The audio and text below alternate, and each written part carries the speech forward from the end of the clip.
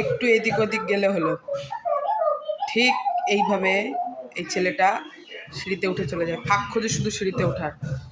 সবসময় এই নিচে আমি একটা তক্তা দিয়ে রাখি, এখন ঘরে পুজো দিতে যাবো বলে তক্তাটা উঠিয়ে দিয়েছি। আর এই অবস্থা, একটু ফাঁক পেলেই হলো। এই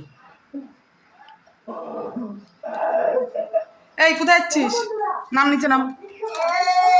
এই আবার গরম দিস, নিচে নাম বাবু, নিচে নামো। আসো, নিচে নেমে আসো,